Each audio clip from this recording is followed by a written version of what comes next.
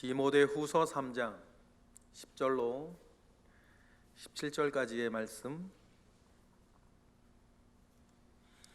우리 다 같이 한 목소리로 합독하겠습니다. 나의 교훈과 행실과 의향과 믿음과 오래 참음과 사랑과 인내와 박해를 받음과 고난과 또한 안디옥과 이고니온과 루스드라에서 당한 일과 어떠한 박해를 받은 것을 내가 과연 보고 알았거니와 주께서 이 모든 것 가운데서 나를 건지셨느니라. 무릇 그리스도 예수 안에서 경건하게 살고자 하는 자는 박해를 받으리라. 악한 사람들과 속이는 자들은 더욱 악하여져서 속이기도 하고 속기도 하나니, 그러나 너는 배우고 확신한 일에 거하라. 너는 내가 누구에게서 배운 것을 알며 또 어려서부터 성경을 알았나니, 성경은 능히 너로 하여금 그리스도 예수 안에 있는 믿음으로 말미암아 구원에 이르는 지혜가 있게 하느니라. 모든 성경은 하나님의 감동으로 된 것으로 교훈과 책망과 바르게 함과 의로 교육하기에 유익하니, 이는 하나님의 사람으로 온전하게 하며 모든 선한 일을 행할 능력을 갖추게 하려 함이라. 아멘.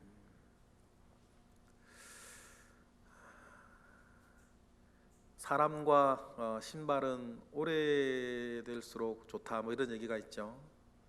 편하고 맞춰져 있고 알기 때문인지도 모르겠습니다. 오래된 사람들이 과연 나를 어떻게 알까? 나를 누구로 알까? 저나 여러분이나 오래된 관계들 속에서 다른 사람들은 나의 어떤 것을 용서해주고 용납해 주었기에 내 옆에 계속 있을까? 나를 그 옆에 두게 할까? 또 반면에 나의 어떤 좋은 점이 매력적이어서 그 사람은 내 옆에 있고 나는 그 사람 옆에 있을 수 있을까? 모든 사람이 그렇죠. 저도 그렇고 여러분도 그렇고, 오랜 관계를 유지하는 사람은 무엇인가 하나를 그 사람이 용서해 주고 있기 때문에 옆에 있을 수 있는 거고, 또 그것만 있는 건 아니고 또 좋은 점이 정말 있기 때문에 그 옆에 있는 것이죠. 그럼 여러분, 우리가 더 매력적인 그리스도인 되기 위해서 나는 주변 사람들한테 어떤 것을 지금 용서받고 있기에 그 사람들과 함께 지낼 수 있을까? 그런 부담거리를 내가 좀 하나하나 치워가야 할 것은 또 무엇일까? 생각해 보는 시간 되기를 원하고요. 그리고 또 반대로 나는 또 어떤 점이 다른 사람들한테 매력적이고 위로가 되고 힘이 되어주고 좋아서 주변 사람들한테 유익이 되나, 그걸 또 생각해 보시면 그 일들은 또 잘 키워나가는 저와 여러분 되시기를 원해요. 둘 다 사실 우리한테 있거든요. 하나만 있는 사람은 없고 둘 다 우리에게 있어요. 그러나 그 가운데에서 가장 중요한 건 우리가 믿음과 경건과 소망과 사랑 안에서 나는 하나님 앞에 어떤 사람으로 살아가고 있고 살아왔고 살아갈 것인가, 그런 내 모습을 이렇게 바라보면서 믿음 안에서 사람은 나를 어떻게 생각할까? 어디에 충성하였고 어떤 믿음의 선한 증거를 사람들은 나를 통해서 보고 있을까? 다른 것들은 지나가는 일들인데 우리가 믿음 안에서 행하는 일들은 하나님 앞에서 영원히 갈 것이기 때문에, 그러면 하나님 아버지 앞에 살아가는 나는 과연 어떠한 사람인가? 오늘 본문의 말처럼 사도 바울이 디모데에게 너 나를 보고 알지 않았냐? 라고 말할 수 있는 이 내용들이 우리에게는 얼마나 있을까? 우리가 생각해 보는 거예요. 사도 바울이 지금 두 가지를 얘기를 하거든요. 하나님 아버지 앞에서 내가 살아갔던 모습 속에 나의 모든 행실과 선한 것과, 그리고 나의 고난을 통해 건져내신 하나님의 모습, 이 두 가지를 보면서 사도 바울은 디모데에게 나의 살아온 모습을 네가 알지 않냐 라고 이야기할 때, 여러분, 저나 여러분에게도 나의 살아온 모습을 네가 알지 않냐, 좋은 일 속에서 내가 어떻게 했고, 힘들고 어려운 일 속에서 내가 어떻게 견뎠고, 그 안에서 내 자랑이 아니라 그 안에서 우리를 구원하시고 인도하셨던 하나님을 우리가 기억하게 하자라고 하는 그 이야기를 사도 바울은 디모데에게 하고 있어요. 왜냐하면 디모데에게 위기가 닥치지 않았습니까? 자기가 정말 산처럼 존경하고 사랑하던 사도 바울이 억울한 누명 속에 곧 참수형에 처하게 되었다는 이야기를 듣고 조금 유약한 성격이었던 디모데가 에베소에서 목회하다 시험에 들었어요. 어떤 내용의 시험이었는지는 우리는 알 수 없어요. 이런 내용이었겠죠. 하나님께서 왜 사도 바울을 저렇게 버리셨을까? 나도 이렇게 살면 사도 바울처럼 되는 것 아닐까? 하나님 너무하시는 것 같다. 복음이 우리에게 주는 것이 결국 이런 비참한 결과일 뿐인가? 성경에 나오는 얘기는 아니고 제가 상상해 보는 거예요. 어떤 것이든지 지금 디모데가 어려워하고 있어요. 그 일들 가운데 사도 바울이 디모데 후서를 통해서 말하는 가장 강력한 메시지 하나는, 그래, 그렇더라도 우리는 뭐하자? 복음을 위해 고난을 받자. 그걸 두려워하지 말자. 왜냐하면 내가 지금까지 어떻게 살아왔는지를 너가 계속 보지 않았냐? 어떤 좋은 일들과 어떤 고난 가운데 지난 30년 동안 나와 함께 하셨던 하나님을 너는 보지 않았냐? 그러면 지금의 일들로 뭐하지 말고 흔들리지 말고 끝까지 믿음의 길을 걸어가 보자. 사도 바울은 그 이야기를 하던 중에 오늘 말씀을 또 하고 있죠. 일단은 10절에 다음에 것들을 너가 보지 않았냐 얘기하는 거죠. 10절 읽어볼까요? 시작. 나의 교훈과 행실과 의향과 믿음과 오래 참음과 사랑과 인내를 네가 보고 알지 않았냐. 교훈이라 그래서 나의 교훈, 가르침이죠. 특별히 여기서의 교훈은 교리적인 가르침을 말해요. 하나님이 어떤 분이신지 내가 알려준 거, 우리 주 예수 그리스도께서 어떤 분이신지 내가 알려준 거, 여러분 그걸 알고 있지 않냐. 그리고 뭐요? 행실. 그 믿음 안에서 사도 바울이 살아갔던 방식을 알지 않냐.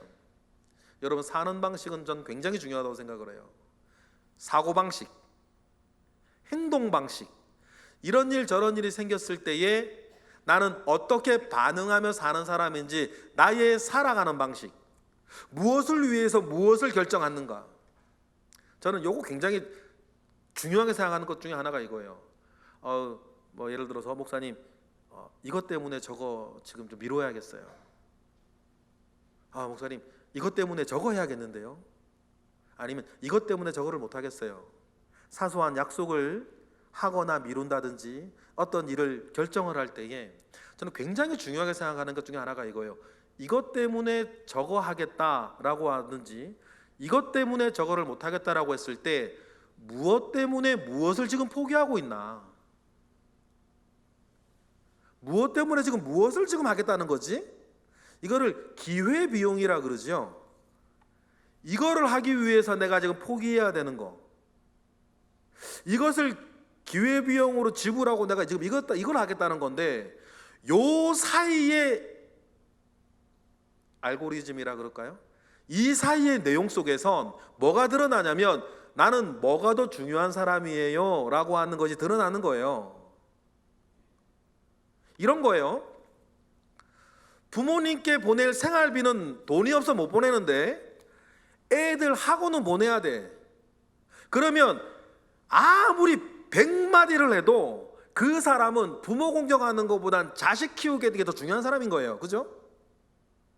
거꾸로 되면요, 내가 우리 아이 미술학원 보내는 것은 포기를 하고 우리 늙은 부모님께 생활비 30만 원을 보내야겠다 결정하는 사람은 우리 애기 미술학원 보내는 것보다는 우리 부모님을 공경하고 봉양하는 것이 더 중요하다고 생각하는 사람이에요. 그러니 우리 아이 미술학원을 기회비용으로 지불하고 부모님을 공양하는 거죠. 여기에서 그 사람이 어떤 사람인지 드러나는 거예요. 거꾸로도 돼요. 부모님, 우리 아이 미술학원 보내는 30만 원 송금해 놓고 부모님 보냈는데 공양할 돈 30만 원은 내가 돈이 없어서 못 보내겠다고 말하는 사람은 아무리 스승의 날 어버이 노래 부르며 눈물 찍해도 그 사람의 눈물은 우리 애 미술학원만도 못한 거죠. 그런 걸 기회비용이라 그러는 거예요. 그러면 나는 이것이 뭐 미술학원에만 있겠어요? 우리 생활 전반에 있어요. 나는 지금 무엇 때문에 무엇을 하고 무엇 때문에 무엇을 지금 못한다고 말하나, 그 사이의 알고리즘을 보면 저분이 어떤 사람인지가 드러나는 거예요. 이렇게 말하면 저한테 어떤 얘기하실 때 되게 조심스러우시겠네. 그런데 저는 저를 생각할 때도 그렇고 우리 주변의 사람들 말이야 좋은 말 누가 못해요. 아무 이해관계가 없어요. 좋은 얘기야 누가 못해. 그러나 선택과 결정의 순간에 그 사람이 무엇 때문에 무엇을 포기하고 있고 무엇 때문에 무엇을 결정하는지를 보면 그 사람이 정말 중요하게 생각하는 것이 무엇인지가 거기서 드러나는 거예요. 그런 우리가 말씀 중심, 하나님 중심, 교회 중심이라고 말했을 때에 그 결정들을 보면 아는 거예요. 저 사람이 말하는 정도가, 수준이 어느 정도인지. 여기서 뭐 사도 바울이 말한 나의 행실을 보지 않았냐? 그걸 말하고 있어요. 생실은 사는 방식이거든요.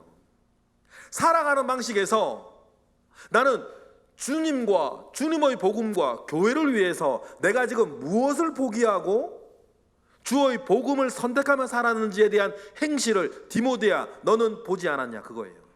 여러분, 이 말에 자신이 있는 저와 여러분이 되시기를 바라요. 아직 전 자신이 있는데요 말하기에는 뭔가 좀 부끄러운 모습이 뭐 저기에는 왜 없겠어요. 그러니 오늘과 같은 말씀 속엔 저를 비추면서 그래, 정말 자신 있게 나의 행실을 보지 않았냐 라고 말할 수 있는 사람이 되어야겠다. 저도 오늘 묵상하면서 제일 크게 생각했던 것이 그거였죠. 그리고 교훈과 행실과 의향이라 그랬습니다. 의향이라고 하는 원래 단어 뜻은요, 이게 어떤 단어하고 똑같은 단어냐면 하나님 앞에 제사할 때 진설병 드리잖아요. 성막에 들어가면 금초대가 있고 진설병이 있는데 그 진설병이라는 단어하고 이 의향이 똑같은 단어예요. 그러면 뭐예요? 의향이 뭐죠? 하나님 앞에 드리는 나의 뜻이란 뜻이에요.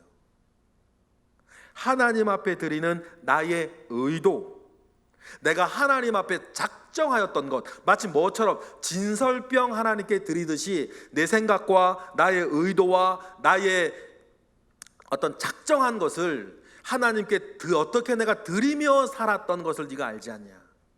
나의 교훈과 행실과 의향과 그리고 뭐요? 믿음과. 여기서 믿음은 변하지 않는 것을 말해요. 변하지 않고 디모데와 바울의 관계가요, 제가 볼 때는 한 20년 가량 관계가 돼요. 바울이 한 30세 가량의 다메섹 도상에서 예수 믿고 다소에 13년 동안 칩거하다가 안디옥 교회로 바나바가 불러서 간 것이 13년 뒤 정도였으니까 바울이 지금 1차 선교여행 끝나고 디모데를 만나는 거니까 아마 20년이 조금 안 되는 시간, 20년 가량의 시간을 바울과 디모데는 지금 함께하고 있거든요. 그 동안의 믿음을 알아요. 여기서 믿음 어떤 믿음이요? 변하지 않는 믿음. 저는 사람에게 가장 중요한 요소가 변하지 않는 거라 생각해요. 내 말과 내가 했던 이야기들을 변하지 아니하고 그 말을 지켜가는 거. 우리 하나님이 그런 분이셨으니까 그 변하지 않은 그 믿음을 바울은 디모데에게 말하는 거죠. 그리고 뭐요? 오래 참음. 뒤에 인내가 또 나오는데 오래 참음과 인내가 뭐가 다른가? 우리 좀 생각할 필요가 있는데 여기서 오래 참음은 슬픈 일들 속에서 꿋꿋하게 자기를 지켜나가는 거예요. 그걸 오래 참음이라고 그래요. 힘든 일이 있고 슬픈 일이 있죠. 그 일들 속에서도 나를 지켜나가는 것을 오래 참음이라 그래요. 그리고 사랑도 있고, 그 다음 인내. 인내는 좀 뿌듯하고 자랑스럽고 희망찬 일들 속에서 견디는 것을 인내라 그래요. 그러면 성경에 어떤 단어는 똑같은 단어인데 오래 참음이라고 그러고, 어떤 단어는 인내라고 표현을 할 때 여러분 그렇게 구별하시면 정확해요. 오래 참음은 슬프고 힘든 일 가운데 나를 지켜나가는 거고, 인내는 희망차고 막 이렇게 선한 일을 바라보면서 내가 막 달려갈 때 견뎌내고 이겨내야 되는 걸 나를 지켜나가는 것, 그런 걸 인내라 그래요. 그런데 바울이 디모데에게 말하죠. 힘든 일이나 슬픈 일 속에서 나를 지켜나가던 것을 네가 알지 않냐. 그러니 여러분, 사도 바울이 이런 얘기를 할 때 이 편지를 읽는 디모데가 약간 갸우뚱했으면, 터럭이라도 갸우뚱했으면 디모데 후서는 우리에게 전해지지 않는 거예요. 왜 그런지 아시겠죠? 갸우뚱하면 그렇구나 하고 그냥 책상 밑에 넣어놓는 거예요.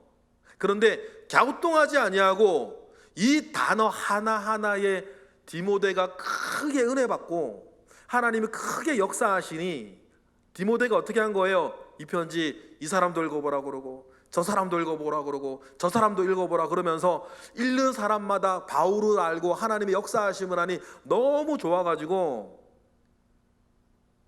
편지를 읽어본 사람이 돌려줄 때가 다 돼가니까 이 편지 어떻게 하고 싶은 거예요? 돌려주기 쉽지 않은 거예요. 근데 안 들어줄 수가 있나? 어떻게 해요?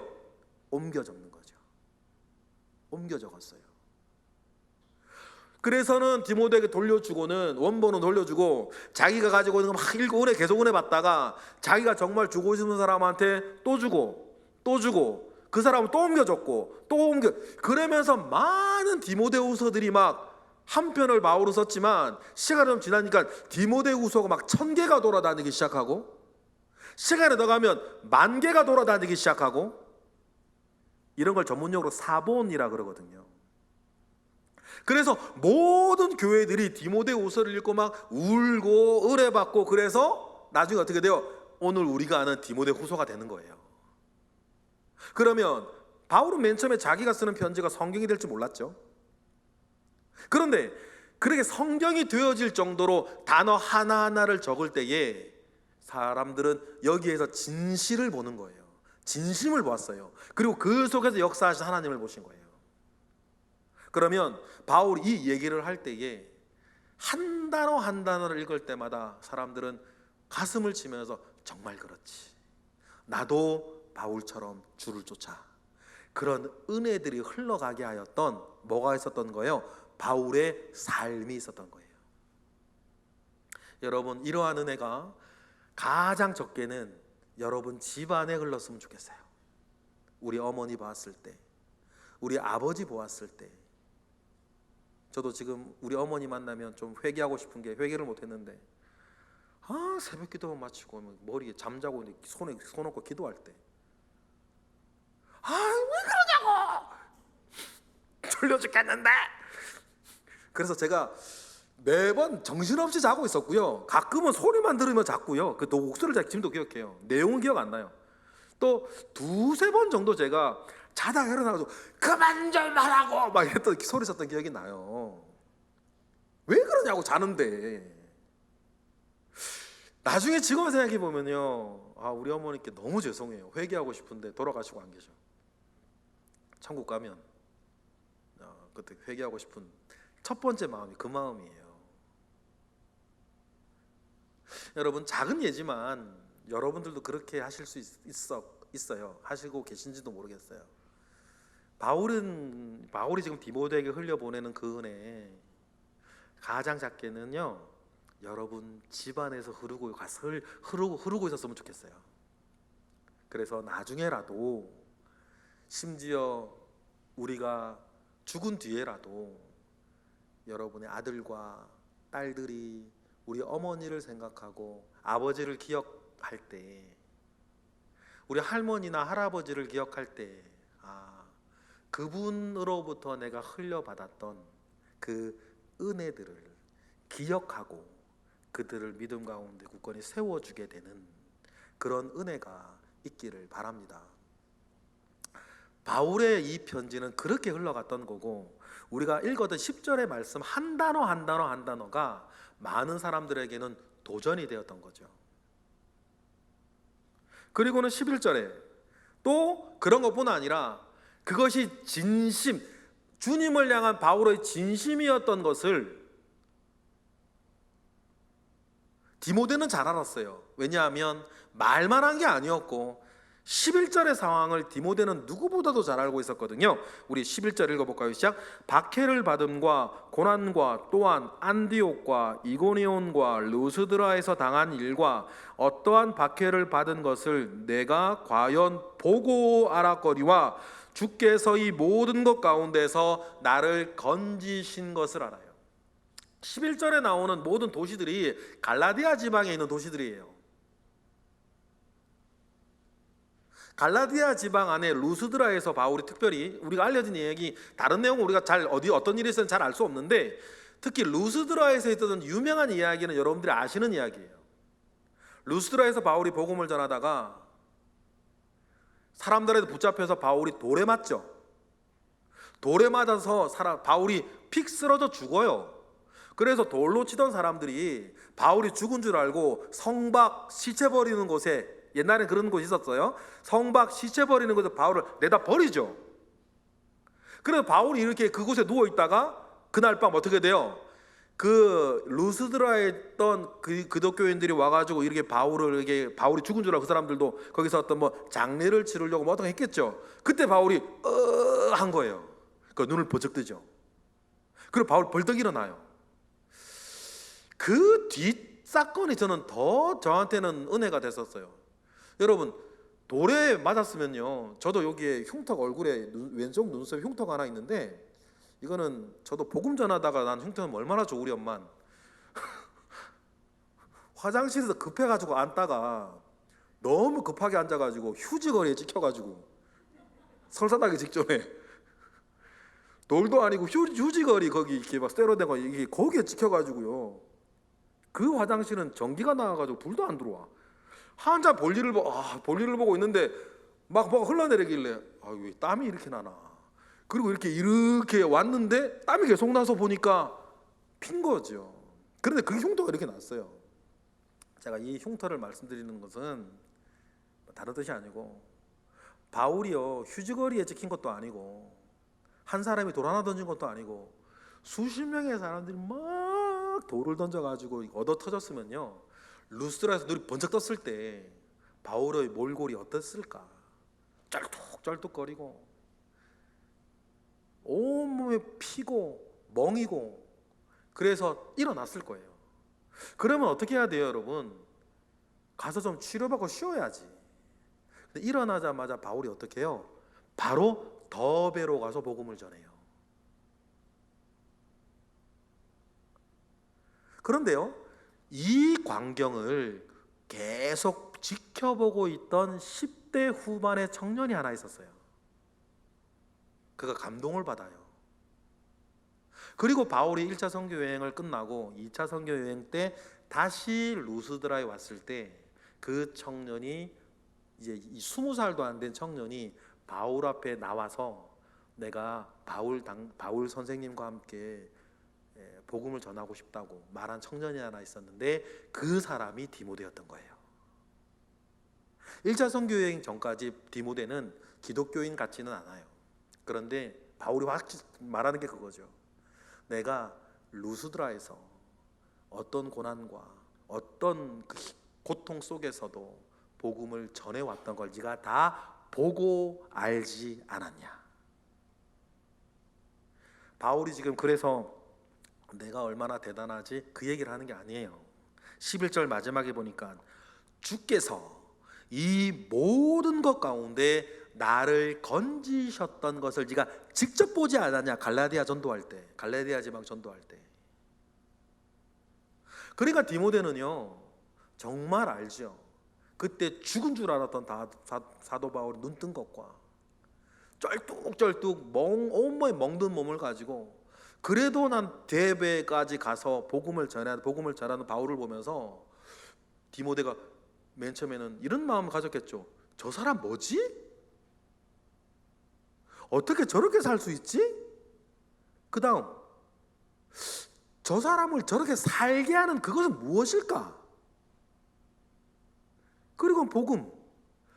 나도 복음 가운데 저렇게 살아야 되겠다.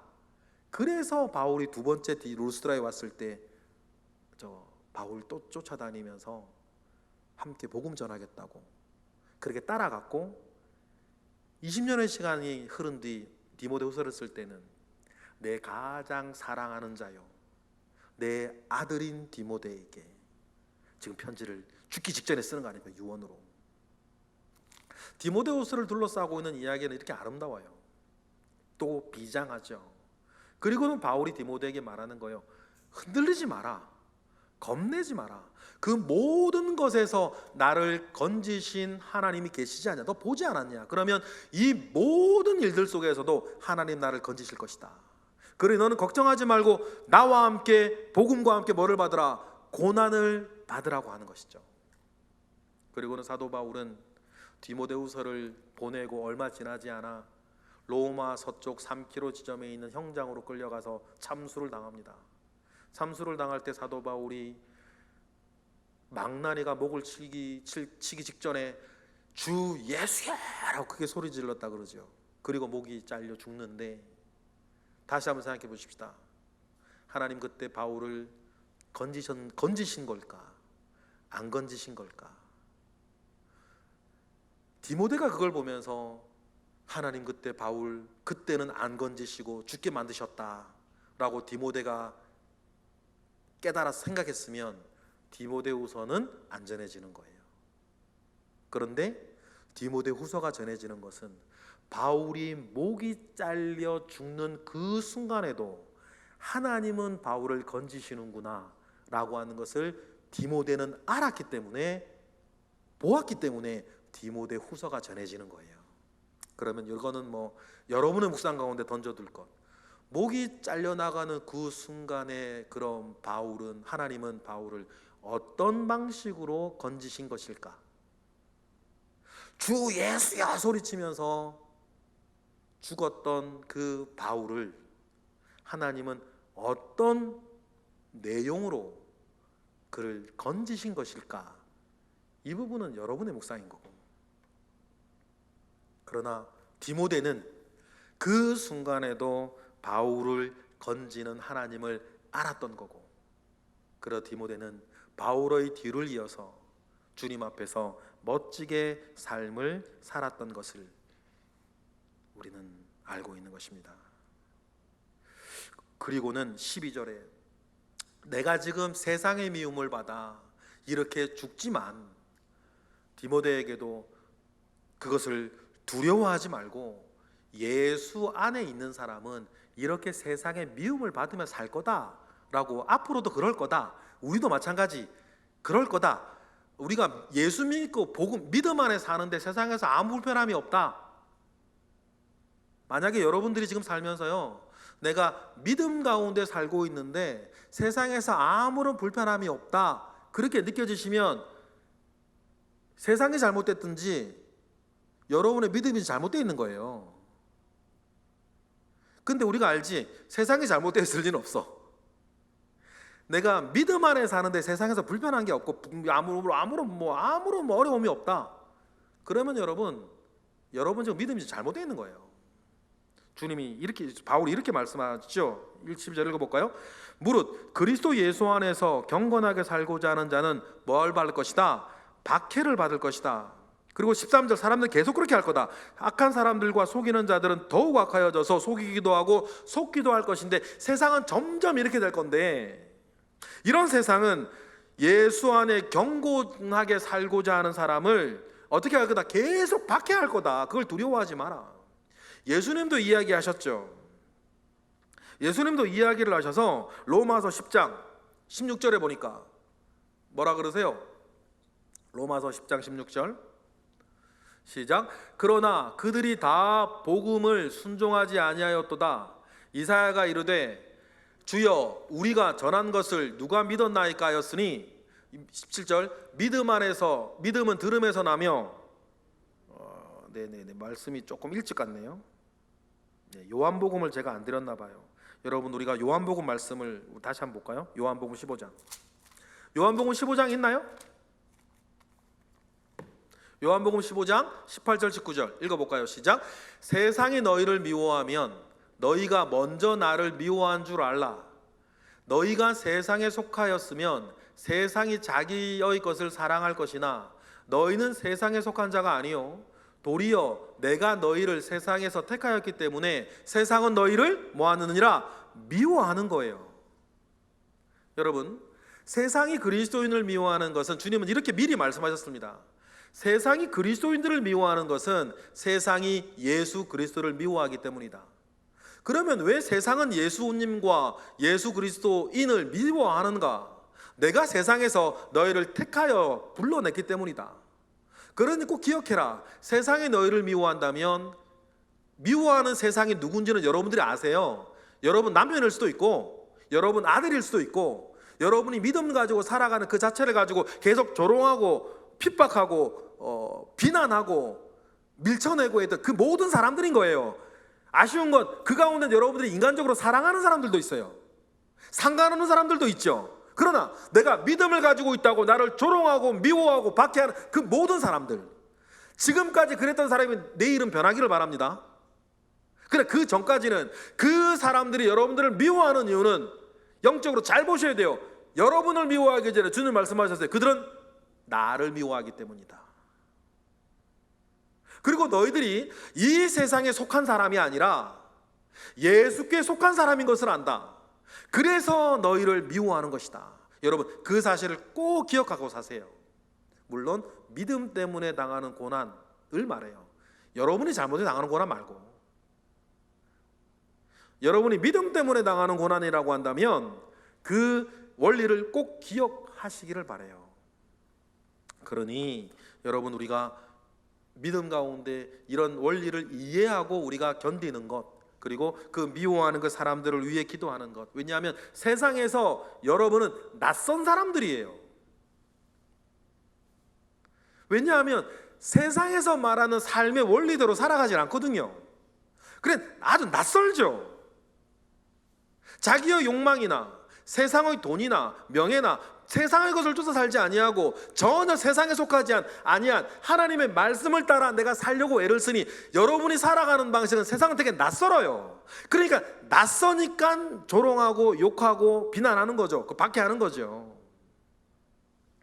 무엇을 세상은 낯설어할까? 여러분은 사실은 믿음 가운데 많은 걸 견뎌내신 증거들이 있는 분들은 아세요. 왜 주일마다 교회 가고 헌금하고 헌신하고 11조하고 기도하고 잘난 소리하고 잘난 척하고 그들과는 다른 기준으로 살아가는 것이 세상 되게 낯설어요.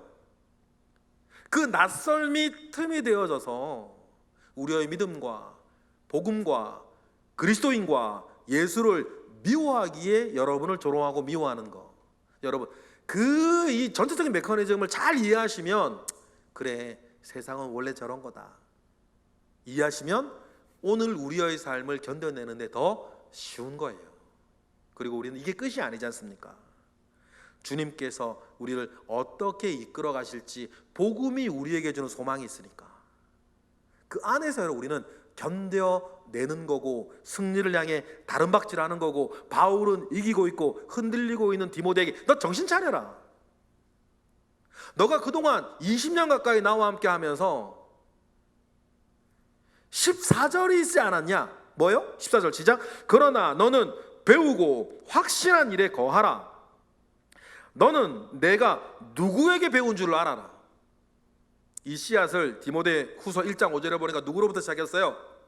여기 있는 어머니들 정말 잘하세요. 시작. 이는 내 속에 있는 거짓 없는 믿음이 있음을 생각함이라. 이 믿음은 먼저 내 외조모 로이스에게 와, 그리고 내 어머니 유니게 속에 있더니 내 속에도 있는 줄을 내가 확신하노라. 여러분 정말 기도하셔야 돼요. 여러분들을 통해서 여러분들의 아들, 딸과 손주들에게 여러분에게는 선한 것들이 흘러가도록, 그리고 우리의 꿈, 나보다는 더 나은 그리스도인이 되도록.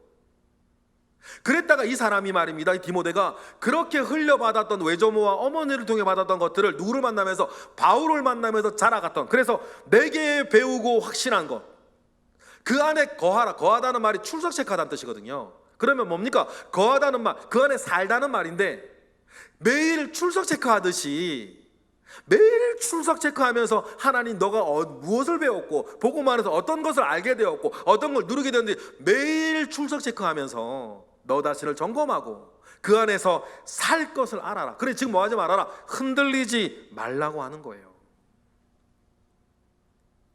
너는 어려서부터 뭘 알았으니까? 성경을 알았으니까.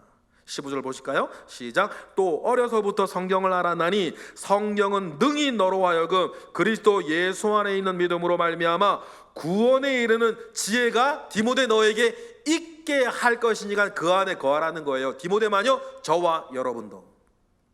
여러분에게 지금 어떤 일이 있던지 어떤 일이 없던지 하나님의 말씀 안에는 그 모든 것에 구원을 얻게 하는 지혜가 있음을 믿습니다.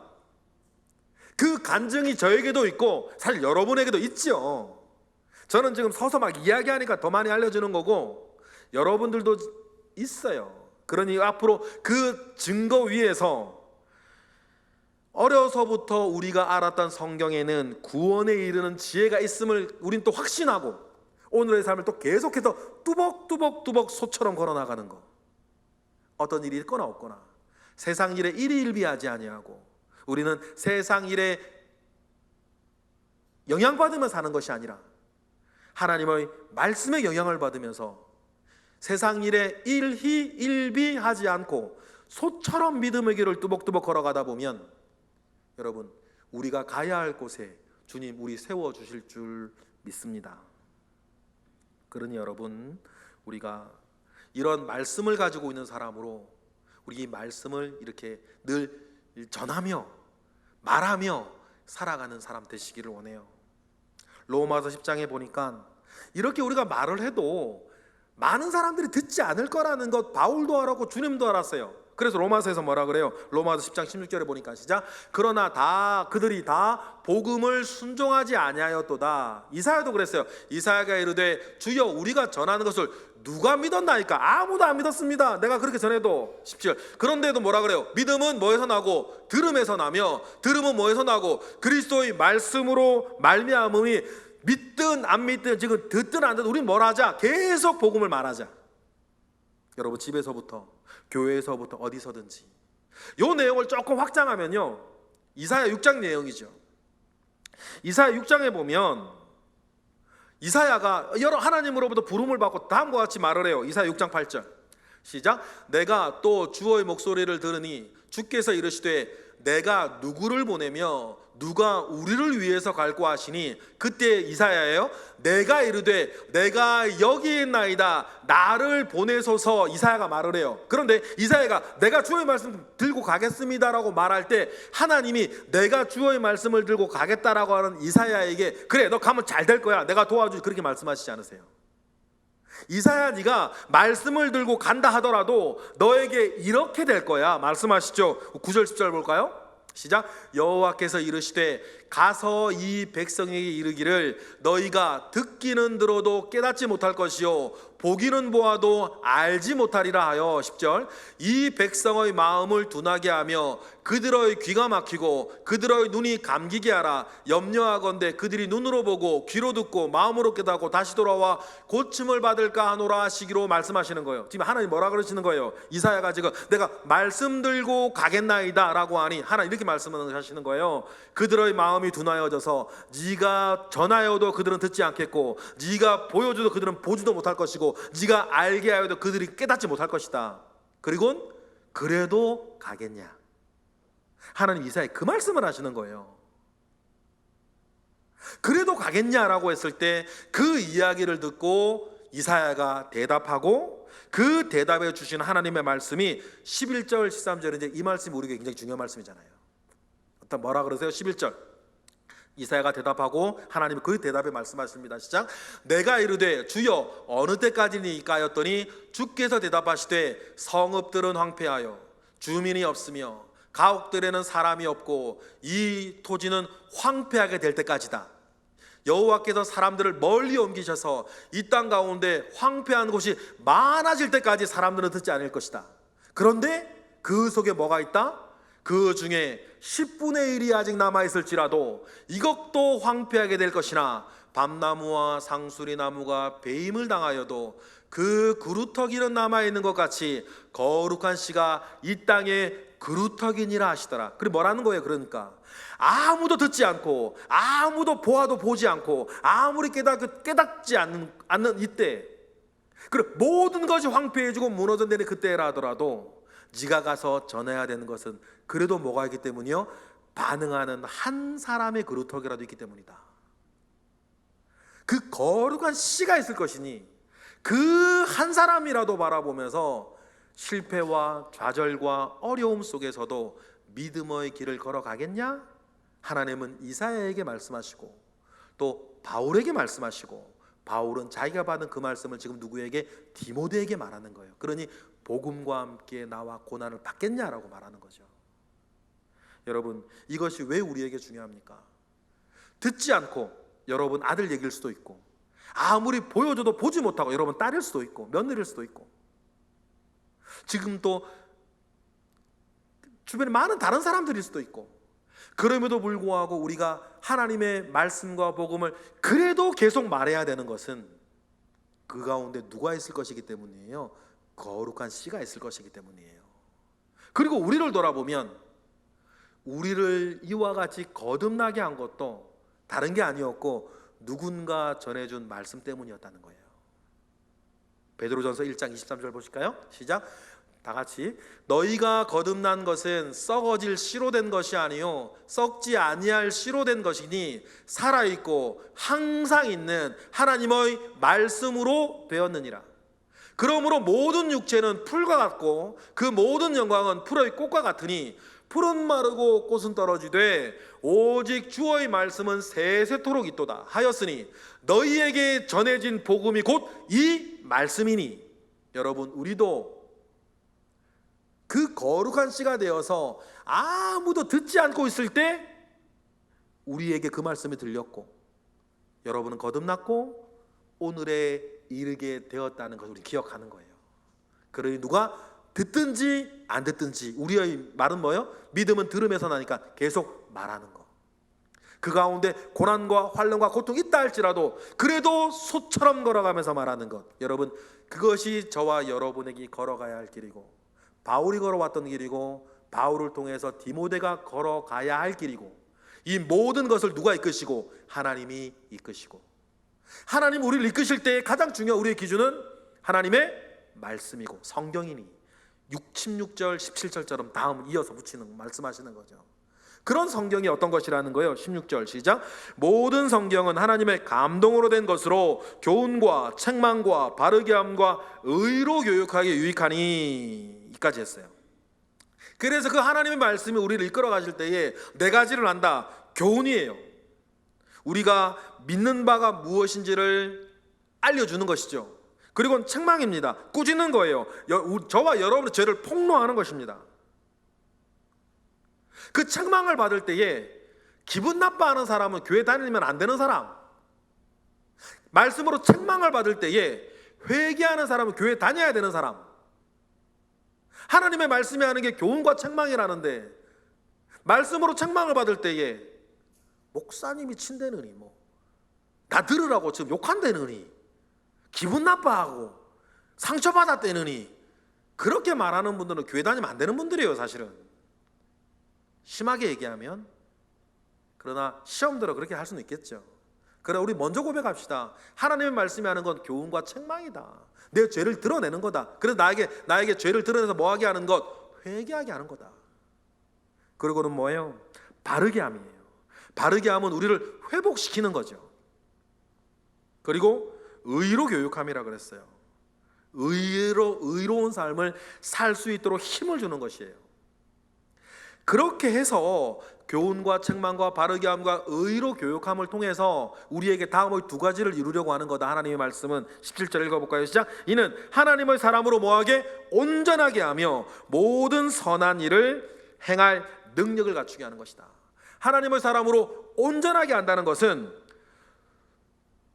부르심에 합당하게 살 수 있도록 하는 것이고, 모든 선한 일을 행할 능력이라고 하는 것은 하나님이 내게 주신 부르심 가운데에 무엇인가 내가 헌신하고 순종해야 될 때에 그 힘을 주시기 위해서다. 그러면 하나님의 말씀은 뭡니까? 나의 부르심 가운데 살 수 있게 하는 것, 그리고 그 부르심 가운데 내가 어떤 일을 해야 될 때 그 일을 행할 수 능력을 갖추게 하는 것, 그걸 뭘로 하신다? 하나님의 말씀으로 하신다. 어떻게 하신다? 교훈과 책망과 바르게 함과 의로 교육함으로 하신다. 여러분, 이것을 잘 깨닫고 살아가고 내 것으로 만들어가는 그 일들이 저와 여러분에게 있어 왔고 지금도 있고 앞으로도 있을 줄 믿는 거예요. 그래서 여러분, 우리가 하나님의 말씀 앞에 서서 에베소서 4장 11절 13절처럼 우리 교회를 이루고 있는 것 아닙니까?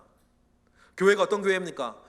다음에 각각의 일들을 이루어 나가는 것 아닙니까? 에베소서 4장 11절 볼까요? 시작. 교회 안의 이야기를 읽어보세요. 시작. 그가 어떤 사람은 사도로, 어떤 사람은 선지자로, 어떤 사람은 복음 전하는 자로, 어떤 사람은 목사와 교사로 삼았으니 이는 성도를 뭐하게? 온전하게 하여 봉사의 일을 하게 하며 그리스도의 몸을 세우려 하심이라. 이를 통해서 우리가 다 하나님의 아들을 믿는 것과 아는 일에 하나가 되어 온전한 사람으로 이루어 그리스도의 장성한 분량에 충만한 데까지 이루어가기 위해서 우리가 교회에서 각자가 각자의 일을 하면서 교회를 이루어서 나도 내 주변의 모든 사람도 예수처럼 되게 만들어가는 것, 그것이 여러분 우리가 거룩한 성동교회를 이루고 있는 가장 중요한 목적, 그리고 그 목적을 이루게 하는 하나님의 말씀, 그 말씀을 쥐고 소처럼 걸어가는 사람들, 여러분, 이것이 하나님께서 우리에게 축복이요. 우리가 거룩한 씨, 이름 참 좋죠. 우리 교회 이름 거룩한 씨 성동교회를 이루고 있는 이유인 거예요. 그 여러분 목적을 한 발 한 발, 저는 참 소를 좋아하는데 소처럼 뚜벅뚜벅 걸어가 이루어내시고 이루어 가시는 저와 여러분, 우리 거룩한 씨 성동교회 되시기를 주님의 이름으로 축복합니다. 기도하겠습니다. 할렐루야. 하나님, 감사와 영광을 올려드립니다. 크신 은혜 가운데에 오늘 우리가 살고 있습니다. 성령으로 깨닫게 하셨고 깨닫게 할 하나님의 말씀 주셨고 그 말씀 안에서 우리가 무엇을 바라보아야며 살아가야 하는 사람인지를 오늘 디모데 후서를 통해서 알게 하셨으니 이 은혜 아래 온전히 심기어져서 100배의 열매를 거두는 우리 모든 예배자 되게 하옵소서. 예수 그리스도의 이름으로 기도드렸나이다.